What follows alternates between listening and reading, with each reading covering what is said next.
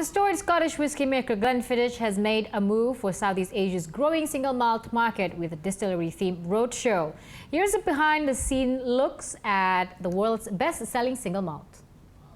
This Scotch whisky was aged in wooden barrels for 15 years.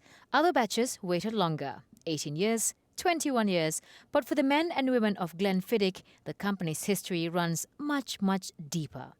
The distiller relies on more than a century of experience to produce one of the world's most awarded single malt whisky. And a big part of the process starts right here, with a barrel of American oak. Glenfiddich is one of the few distilleries that still staffs a sizable cooperage to assemble and prepare their own barrels.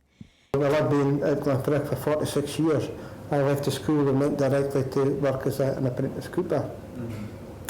And one of the things that's changed over the time is the importance of the wood.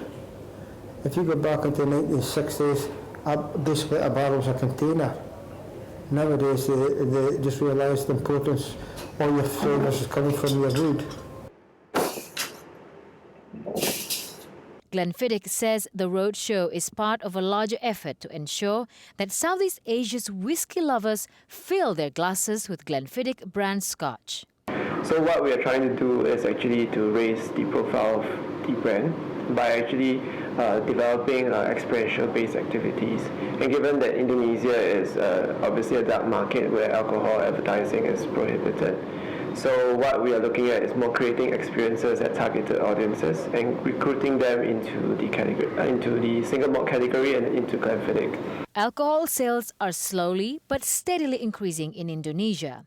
Although sales figures in Muslim-majority nations like Indonesia and Malaysia still lag well behind countries like the US, a new crop of speakeasy-themed whiskey bars catering to Jakarta's upwardly mobile drinkers is enough to pick whiskey makers' appetites.